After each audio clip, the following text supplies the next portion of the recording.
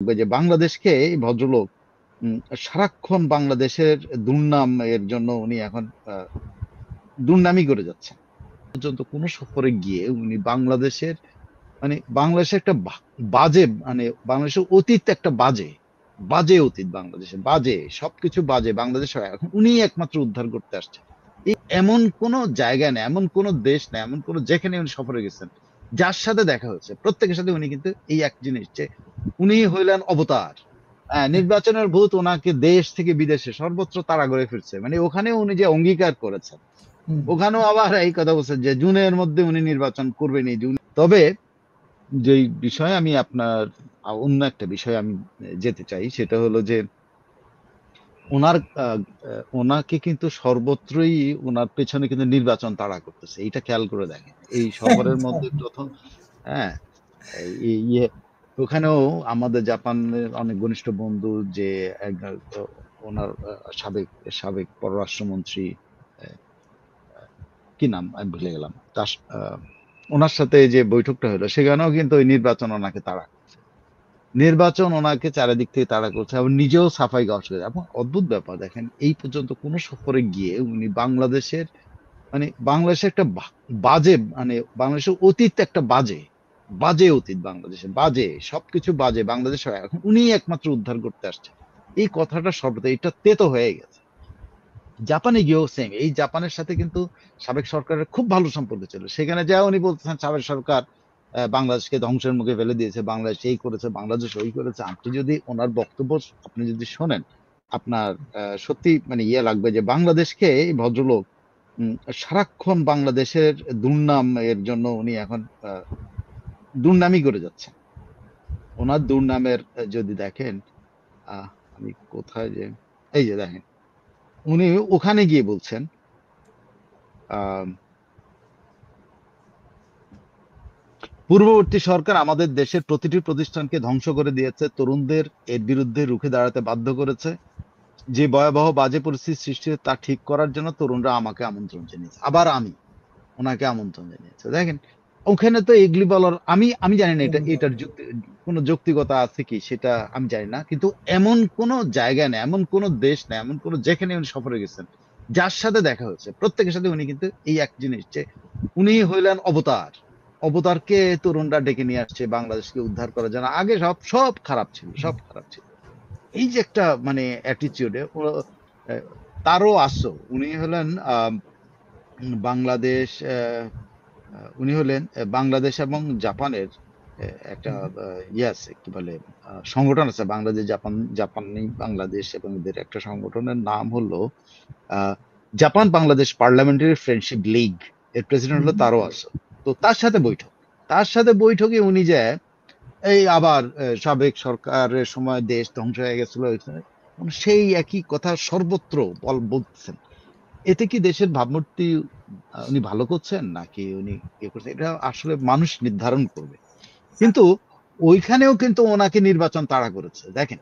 ওখানেও কিন্তু ওনার কথা হতো ওনাকে তারও সাহেব হ্যাঁ, কি বলে উম, তারও আসো, উনি কিন্তু ওনাকে বলছেন যে যত দ্রুত সম্ভব বাংলাদেশের স্থিতিশীল রাজনৈতিক ব্যবস্থা এই বাংলাদেশে একটা স্থিতিশীল রাজনৈতিক ব্যবস্থার দিকে এগিয়ে নিয়ে যাওয়ার জন্য তিনি ধন্যবাদ জানাইছেন এবং মসৃণ গণতান্ত্রিক উত্তরণের যে স্বাধীন নির্বাচন প্রয়োজনীয়তার উপর জোর দিয়েছেন। ওনার এসব খায় নাই তারা। হ্যাঁ, তা- ওরা উনি যতই বাংলাদেশ বিরোধী কথা বলেন, তারা কিন্তু বলে যে ভাই তাড়াতাড়ি একটা নির্বাচন দেন, নির্বাচন দিয়ে শেষ করেন। গণতান্ত্রিক নির্বাচনের প্রক্রিয়া। ভূত, হ্যাঁ নির্বাচনের ভূত ওনাকে দেশ থেকে বিদেশে সর্বত্র তাড়া করে ফিরছে। ওখানে উনি যে অঙ্গীকার করেছেন হুম। ওখানেও আবার এই কথা বলছেন যে জুনের মধ্যে উনি নির্বাচন করবেনই, জুনের মধ্যেই সাধারণ ওনার অঙ্গীকার হলো কি কি, ওনার অঙ্গীকার হলো সংস্কার, ওনার অঙ্গীকার হলো ছাত্র জনতার খুনিদের বিচার এবং সাধারণ নির্বাচন। উনি অঙ্গীকার ব্যক্ত করছেন উনি তারও আছের কাছে আপনি এই অঙ্গীকার করার কি মানে আছে? এটা কি অর্থ দাঁড়ায়? একজন রাষ্ট্রপ্রধান, হ্যাঁ সারাক্ষণ আমি আমি আমি আমি, ওনাকে আমন্ত্রণ জানাচ্ছি, উনি সব সমস্যার সমাধান করার জন্য উনি আছেন, উনি সংস্কার করবেন, উনি বিচার করবেন, উনি সবকিছু করবেন। ভাই বাংলাদেশে তো ভবিষ্যৎ প্রজন্ম আরো আসবে যাবে, এই দেশ হাজার বছর বাঁচবে, সে কত কিছু হবে। এরকম ইউনুস একটা আসবে, দুইটা যাবে, তিনটা আসবে, পাঁচটা চলে একেবারে যাবে। একেবারে কোথা থেকে কোথায় কতজন হাওয়া হয়ে গেছে বাংলাদেশের। এখানে কিন্তু বাংলাদেশের স্থপতি বঙ্গবন্ধু শেখ মুজিবুর রহমান, আর বাংলাদেশের ধরেন কিনা কয় যে আরেক প্রেসিডেন্ট জিয়াউর রহমান ছাড়া এখন পর্যন্ত কারণ আমি তো কেউ কিছু বলে না। নিকট অতীতে হাসিনার নাম, খালেদা জিয়ার নামই তখন বলে না, রাইট। এরশাদের নাম বলে না। এই ভদ্রলোক মানে উড়ে এসে জুড়ে বসে উনি খালি মানে উনি মনে করছে উনি অবতার। এই যে সর্বত্র গিয়ে জাপানের মতো জায়গাতে গিয়ে, জাপানে এগুলি বলার তো কোনো মান নাই। তবে জাপানের সাথে যেটা গত সরকার এগিয়ে নিয়ে আসছিল অনেকটুকু, এটা গত সরকারের দুতিয়ালির ফল, যে কি বলে ইপিএ মানে ইকোনমিক পার্টনারশিপ যে এগ্রিমেন্ট, যেটা এটা গত সরকারে অলমোস্ট চূড়ান্ত করে আনছিল। সেটা নিয়ে কথাবার্তা হবে, সেটার যদি কিছু আগায় তাহলে একটা দেশের জন্য কিছু, কিন্তু এটা ওনার কিছু না, এটা গত সরকার গত ইয়ারই অবদান, এবং সেটা এখন একটা ইয়েতে আসছে। কিন্তু জাপানের সাথে যে সম্পর্ক তৈরি হয়েছে সে সম্পর্কের উপরে ইপিএ এই তড়িৎ গতিতে হবে, এইটা একটু এখন সন্দেহের মধ্যেই আছে। হয়তো কোনো সমঝোতা স্মারক হতে পারে, কিন্তু এই তবে ইপিএটা যদি হয় বাংলাদেশের জন্য সত্যি উত্তম একটা কাজ হবে। জাপানের সাথে একটা ইপিএ হওয়া আমাদের জরুরি, এবং এটা হবে বাংলাদেশের সাথে জাপান বাংলাদেশের এরকম একটা চুক্তি, প্রথম চুক্তি এরকম। একেবারে একটা প্রশ্ন করি আপনাকে, এই যে উনি মানে যে দেশেই যাচ্ছেন শুধু দুর্নাম করছেন বাংলাদেশের, উনি কি দুর্নাম অ্যাম্বাসেডর হয়ে গেলেন নাকি? বাংলাদেশের দুর্নাম করার জন্য একজন অ্যাম্বাসেডর দরকার, উনি হলেন কিনা দুর্নাম অ্যাম্বাসেডর?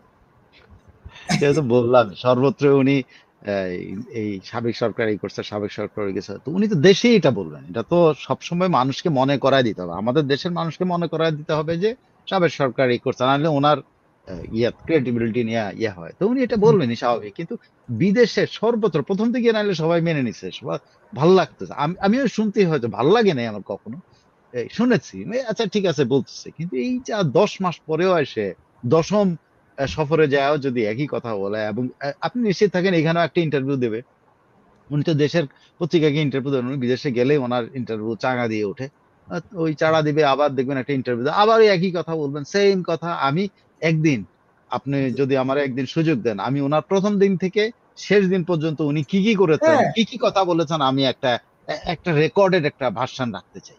যে আমরা করতে পারি উনি যে কোনো দিন উনি আপনি যখন এই চাইবেন। পর্যন্ত গত 8ই আগস্টের পরের থেকে উনি আসলে দেশ নিয়ে এক্স্যাক্টলি কি বলেছেন, এই পর্যন্ত দেশের উন্নয়ন নিয়ে কি বলেছেন, দেশের কি কি বদনাম করেছেন, দেশের নিজের কতগুলি সুনাম করার জন্য, যেন এখানেও কিন্তু বলছেন যে ওনাকে আমন্ত্রণ জানিয়ে আনা হয়েছে, মানে অবদারকে আমন্ত্রণ জানিয়ে আনছে। এই যে একটা অ্যাটিটিউড যে I am the greatest, I am the best, number one. this is not done, this is not a good example of a কি বলে রিয়েল লিডারশিপ, যে সবসময় নিজেরই শ্রেষ্ঠ মনে করে।